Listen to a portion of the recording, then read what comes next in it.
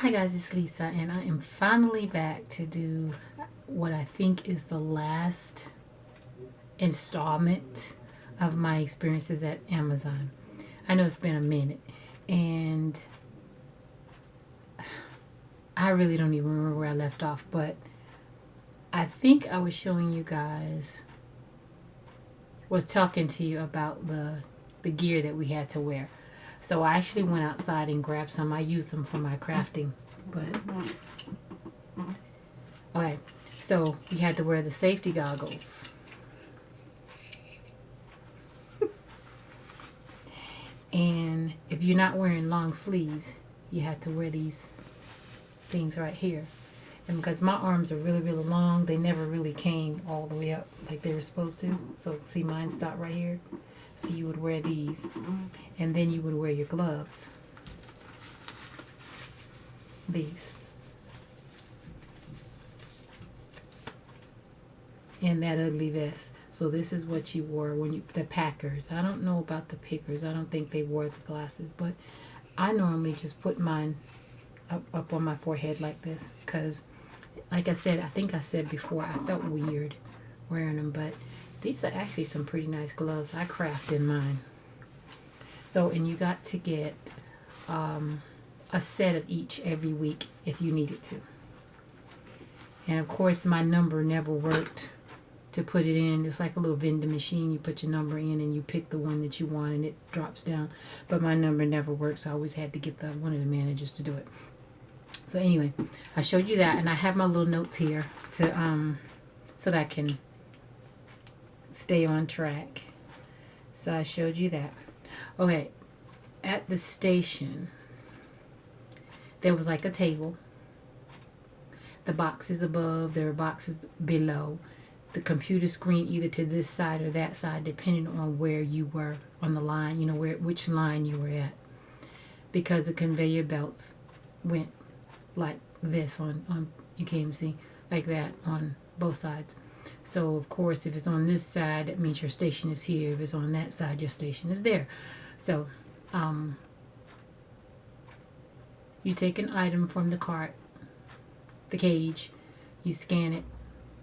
You scan the cage first of all, and all of the items in that cage should come up on the screen. And as you're scanning each item, it basically tells you what size box to use. Sometimes the box is not accurate, and then there's something else you have to go in and change the box or whatever into the computer. So that's pretty much self-explanatory. That part to me wasn't very hard. All right, the job itself wasn't that hard, but it was very physical, and that made it intense. So, okay, what? One second. Okay, guys, sorry about that. It said I had insufficient memory, which that was weird. But okay. So like I was talking about the table. I feel like I'm sitting up too high. The table to me was kind of low. I'm tall, and you have to. Well, I did kind of look down like this as you're wrapping your, boxing your items and stuff. It get very, very hard and intense on the back of the neck right here from looking down. Now at Macy's, the table had a little crank, and I could crank it up to where it was comfortable for me, but that one did not. So if you're tall and you're bending down like this, and that could be an issue on the back of your neck, I'm just letting you know.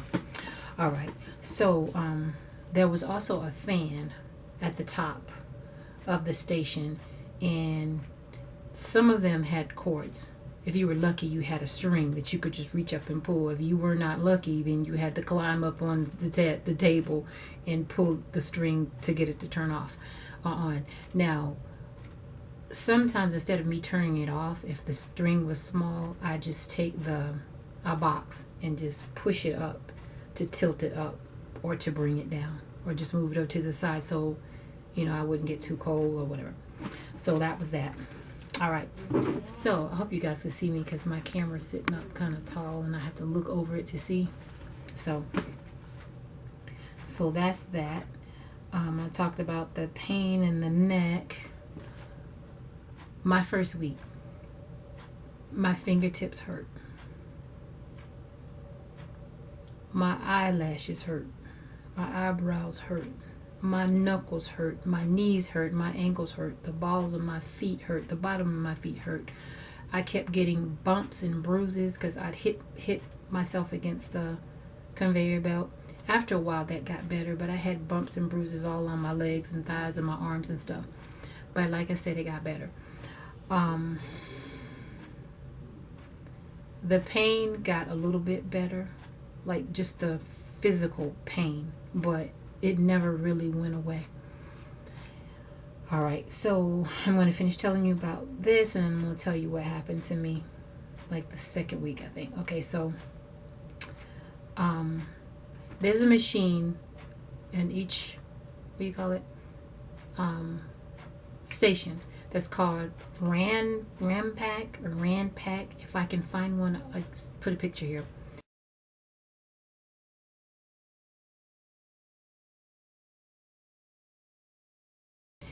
And that is where the paper comes from. You push a button, well, actually with your foot, you push it. It's on the floor, and you push it, and the paper comes out of the top of the machine, and you put that in some of the boxes. Now, all the boxes I didn't have to put paper in, but most of the boxes. So you push the machine, you push the button, and then all of, you're just doing like this, putting the paper into the box. All right. Everything's fine until that paper runs out. When the paper runs out, you have to walk around to the station behind you, because the Rampart 6 right here. There's a station behind you on this side, in front of you, excuse me, and then there's one behind you. So you go to the one that's in front of you, because that's where your thing is, which would be behind that station. To them, it would be sitting behind them. So you have to go in there. If they have a cage, which they probably will, you have to move that cage out. You go in there, you pull the Rampack machine out. You push it over to where they have the other ones that are filled with paper, and then you leave that one there. You pull that one, the new one, out, and you go and you put it back. You have to pull their cart back out again and push that one into the space and feed it into the little thing. Sometimes it doesn't work like it's supposed to, especially when you're new. It takes a little while to get used to it. I had help with mine, so I was lucky. Some of the guys walking by would help me, whatever. Or the person whose station I was in at that time trying to fix it would help. All of these things, all of that is time off task, which is basically is getting to my next point.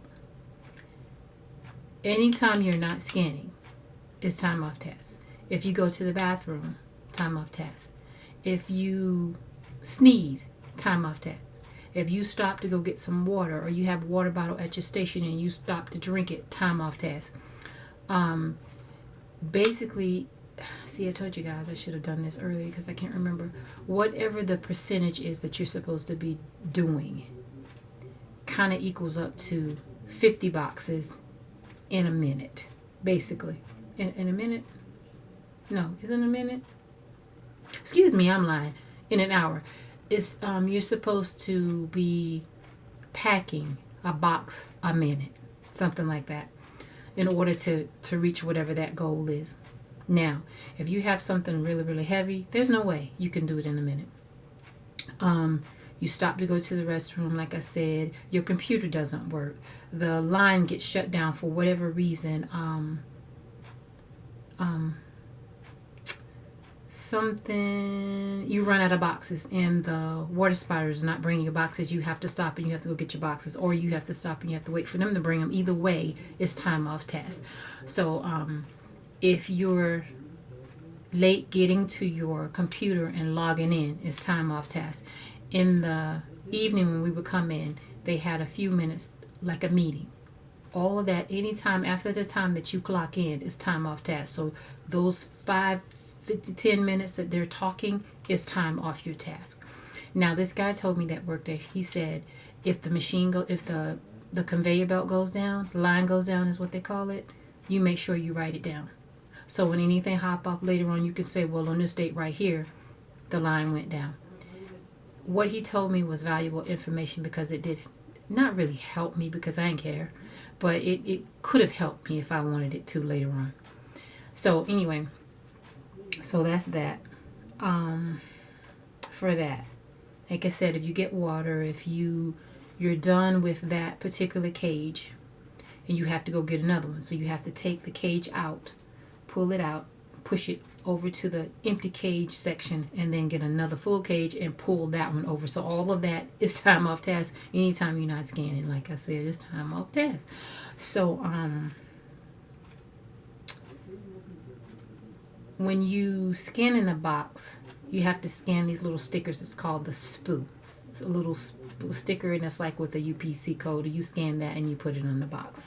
So if you forget to do that, it actually tells you on the screen to scan it or whatever.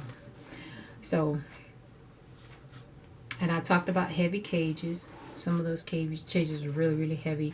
When I got something heavy, like sometimes I would see a rug come through there. I don't understand what they thought I was going to do with a rug, but a rug would come through and I get one of the guys to lift it and put it over into the troubleshooting cage or whatever, because there was nothing I could do with it. Let me see. Cherry picking. Now this is what they call cherry picking, because every now and again you see this red priority flash across the screen, and I guess that pretty much means that those items need to be packed and sent right away. When it's a whole lot of them, they will say, okay, you need to stop doing what you're doing, close that particular cage out and go get another one. We're going to cherry pick. So if it's not like a lot of them, and you just say, let's say you have 5 or 10, then you have to get those 5 or 10 right away. One may be at the top, one may be all the way at the bottom, whatever, but they come up as priority. You may be able to find some of them easily on your cage, but for the most part, all of the items that were priority to me seem to be the last couple of items that I pulled off. You have to take everything off until you find those priorities. Stuff all around you, all on top of you, all on the desk, all here, wherever. Sometimes they'll send somebody over to help you, depending on how long it's taking you to do these priorities. A couple of times somebody had to come over and help me. And of course, once they're gone, you go back to do what you were doing, and that means you're falling over stuff on the floor or whatever. So, but let's say I don't have any priorities, and they need to get all the priorities out. They'll tell everybody else to stop packing. Time off task. So, anyway, they were telling me that I needed to be at a certain rate the first day. So the second day, I think it said you had to be at 55% or something like that the first day. So the second day, I had the guy who trained me, he came over and he says, well, they said that, you're supposed to be at this rate on this day. And I'm like, okay, first of all, I worked at Macy's, so I was kind of familiar with what was going on. But what if I had never done this before? It wasn't like we were really trained. I mean, for real, you want to be honest about it, we weren't. But I was like, okay, well, I'm doing the best I can, but okay. Then another time during the day, this was the second day? The second day, he came over again. And it was more or less like, look, I mean, you just stop coming over here. Because when they come over, you stop doing what you're doing to listen to them or time off task. Okay, so every break, they have a list of basically where you are percentage-wise. I was the second to the last most of the time. It's a little bit funny. But I was the second to the last. Now, sometimes I thought I was busting my butt. I was like, oh, I really got this going. And I go look at the thing, second to last. And I'm like, okay. Excuse me. And then there were times when I wasn't doing it as hard. Still doing my work. Still doing what I was supposed to do. But just not knocking myself out. A nice steady pace. And I was a little higher up. So I didn't get that. Now, okay, so let me see. Okay, I talked about the computer not getting the size right sometimes. Okay, there was this little button you call, I think it's called an Agnon or something like that. You push it if you wanted a manager. You push another, it was different colors for different things. You pushed another one if you wanted the water spiders to bring you boxes. In the, it makes this noise like that. The one for the managers, like like that. It makes this noise, but for the water spiders, it doesn't make a noise. It just flashes at the top. So the managers basically walked around pushing computers. I mean, I'm not saying that they didn't work, but I either saw them walking around pushing the computers or up at the manager's desk eating peanuts and drinking soda. I'm just saying. All right. So, all right. Okay, the managers. All right, cherry picking. I talked about that. All right. So I think I was hired in November, I think it was. So as it got closer to Christmas, the hours went up. We worked 12 hours, 12-hour days. We got an extra 5 or 10 minutes break because we were getting 15. It was 20. So we got 2 20-minute break, and I think it was still the 30-minute lunch, I think.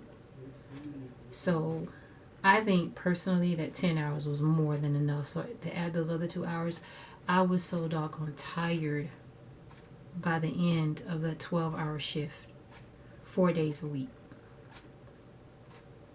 So there were people there, and it was a lot of people there that did not speak English. So it was a lot of, I think they were, I know they were Hispanic. I'm not sure, what if they were Mexican or, I don't know.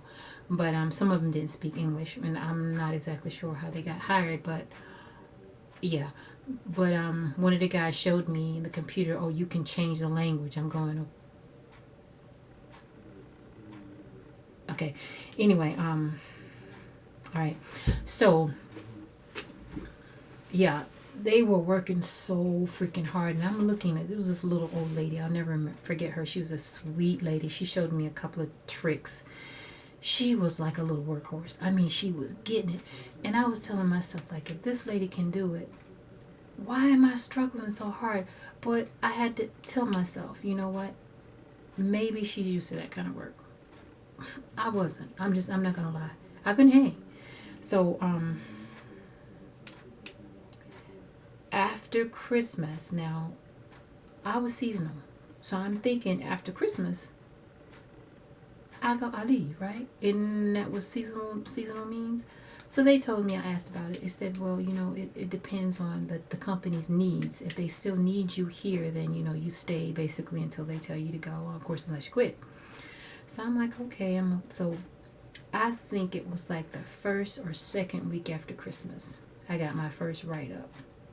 The guy came over to me, and he said, the guy from Integrity, it wasn't the one who trained me, because after he trained us, he went on basically about, well, not really trained, and after he showed us or did the safety briefing with us, he went on about his business.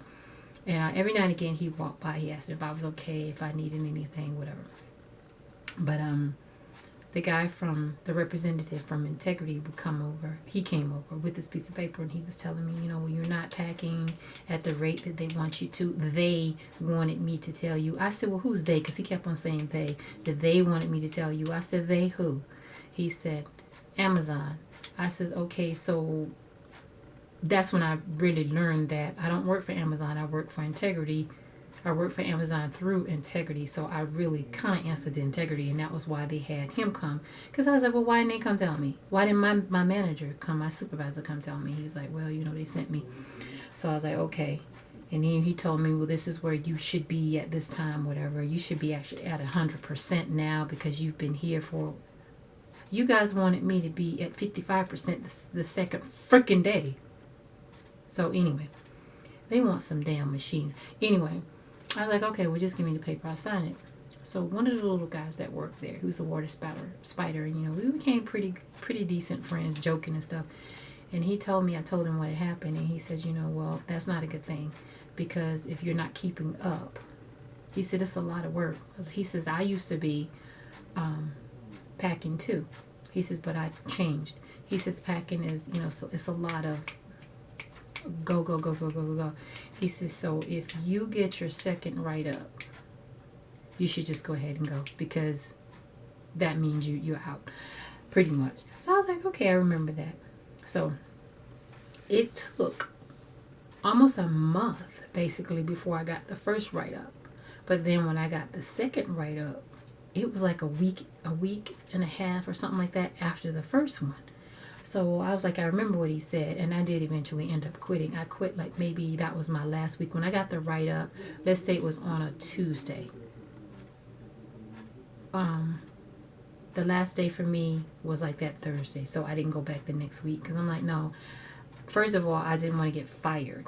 I didn't want to misrepresent the company that gave me the opportunities, because I could always go back if I wanted to go back. So I ended up quitting. But the day that I got written up, the second time, the guy came over. I don't know who he was. I mean, I used to see him walking around, but I wasn't sure he was. He came over pushing a computer, and he said, you were something about 20 minutes off task. And I was like, what are you talking about? And he says, well, this time you were 5 minutes, this time you were 5 minutes. I said, 20 minutes though? So if you think about it, if you're 2 or 3 minutes off task, I don't know how long they do this, like if it's for the week or whatever. You could easily add up those points if you go to the restroom, if you go to the water fountain. If it takes you 2 minutes to go to the water fountain, it takes you 5 minutes to go to walk to the bathroom and then do what you got to do and walk back. That's 10 minutes plus. If you're a little late coming back from, well, not really late, but if you go on your 15 minutes break and it takes you 5 minutes to get there, you actually have 10 minutes. So you need to leave. You have to do your 5 minutes and then come back. By the time you get back, it's 15. And then they usually want to talk to you for a little while, so all that's time off task. So I guess once he added all that up, I was 20 minutes off task. So they will get you for that. They will fire you for being, it's just too much, I think. It's just, at Macy's, they weren't so, they weren't like that. So, let me see.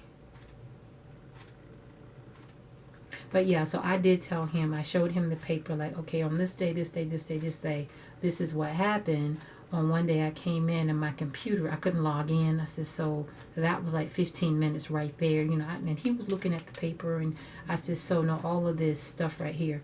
Anyway, I had to sign it. I went ahead and signed it, and I put my own little message on there. But at that point, I was already at the point, I was like, I'm not going to be here much longer, so I'm going to just go ahead and, I'm going to finish out the rest of the week. And then deuces. So,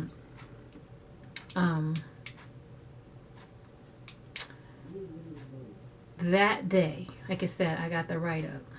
Then the guy came and told me about 20 minutes off task. Then this other person came and said something about my rate. By this time, I'm getting annoyed. Neither one of these neither one of these people were my immediate supervisor. So anyway, I said, if one more mofo come over here, I guess I'm going to get fired today or I'm going to quit today. Because how many people does it take to tell you that whatever. So then this lady comes. Well, the last guy told me that somebody was going to come over and retrain me. I said, retrain? He's like, yeah. I said, okay. So the lady comes over. And she said, why, she says, what happened? You were doing so well. I says, well, according to them, I wasn't on. She says, no, you've been meeting your goal every day, because, she was in customer service. And I said, no, I think you might have me mixed up with somebody else. She says, no, I know who you are. And I'm like, and I mean, seriously, literally after she got finished talking to me, somebody else came over and told me that it was time off task. And I said, I know, not time off task, while I was in meeting my rate. So a good 4 or 5 people had told me within that hour and a half, whatever. And I told the guy, I said, I know you're doing what you're told, but I'm going to need you to leave me alone right now, because I'm sick of hearing this. I've already been told. He says, oh, I didn't know. I said, yeah, please, no more. So when she came to talk to me, she told me she was going to come back and talk to me to give me some little tricks, whatever, about packing. At this point, like I said, I didn't care, because I was about to be out. So when she came back, she said, okay, so well, this is what you. I said, I said this is gonna be my last week, so don't even bother, cause I said this is my last week, and I told her, I said we were never trained. What I'm doing right here, if I didn't know how to do it before, I taught myself, because we literally taped up an empty box, cut the box open with the box cutter, and we did that twice. So that was the extent of our training. So he showed us where to put the spoon on the box, but that was it. And she said, "Really?" She says, "No, you were supposed to actually be trained like you're on a machine." I said, "No, we didn't get that. We did not get that." So she said, Anyway, that was pretty much that. Oh, if your tape gun ran out of tape, you had to go get more tape. If you didn't have any, time off task. If, let's say, your little spoon machine started acting crazy, maybe a piece of it would get snapped off or whatever, you had to feed it back into the machine. Sometimes that took a good 5 minutes. If you didn't know what you were doing, time off task. So I think that's pretty much it. If you have any questions you want to ask me, then I can do another little segment like a Q&A. Oh, I meant to tell you guys, and then that'll be it. The first week, I was so sore. And I was actually in pain. I have a little osteo in my hips.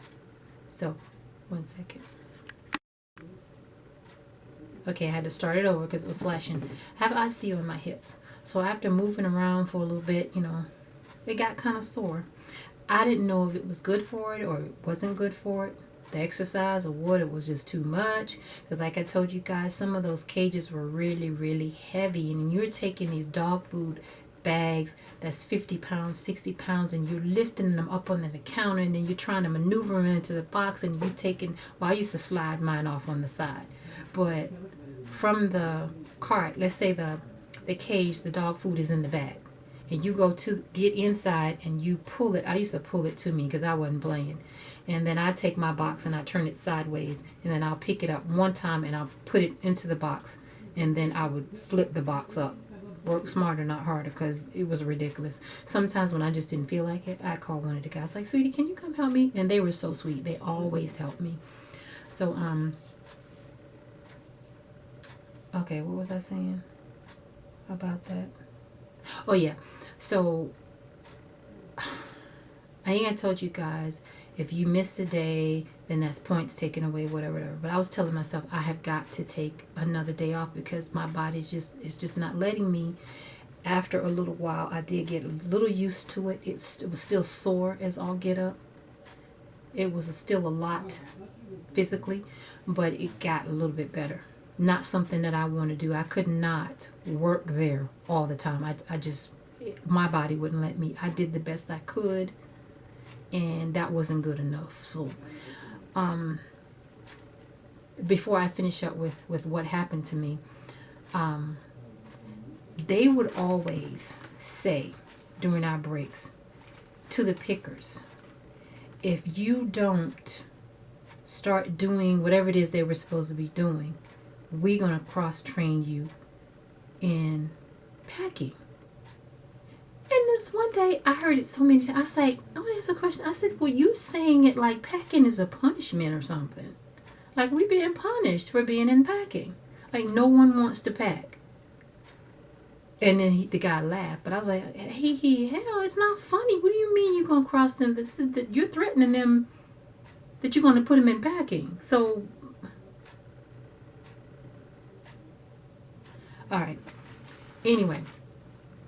Like I said, my body was hurting so much. So I called the support line. There was a support line that you could call. Or you could actually not call. You can go online and do it in the computer. Push the little chat button and someone comes up and they talk to you.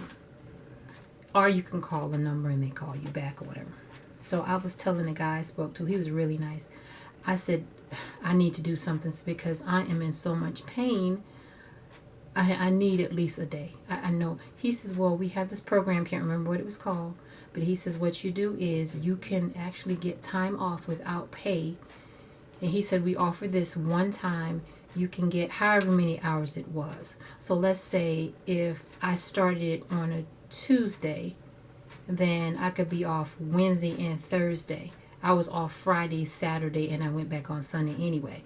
And he said, and then you just go back like, not that Sunday, but the Monday. He said, and it doesn't count against you.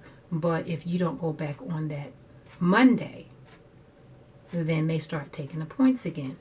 And I was like, okay. So I did that. And after I had, like, let's say the Tuesday, Wednesday, I had a whole week because I went back I had 6 days. I went back that following Monday.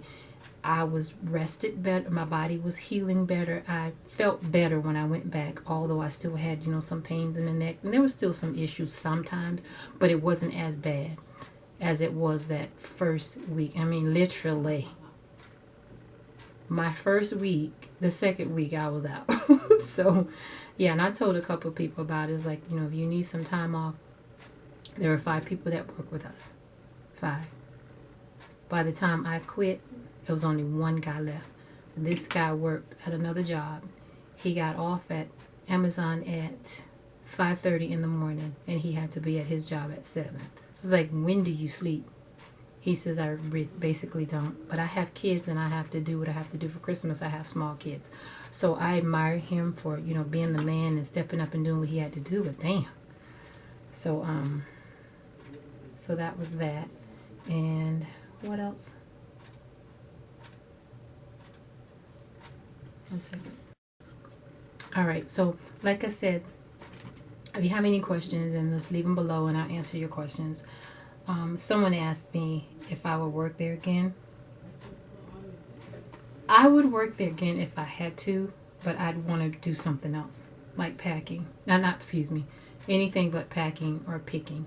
Maybe something else. Maybe, I don't even know if I'd want to do a supervisory position.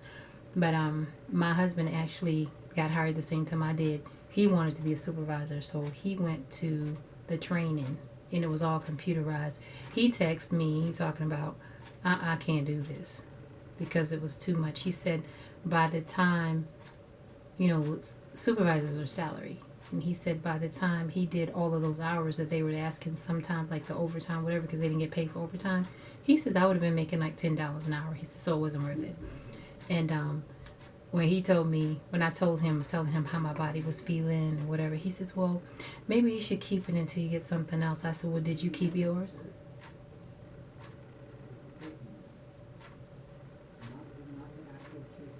He was like, yeah, touche. So nobody know how my body's feeling but me. But anyway, guys, that's that. I think I hit all of the points.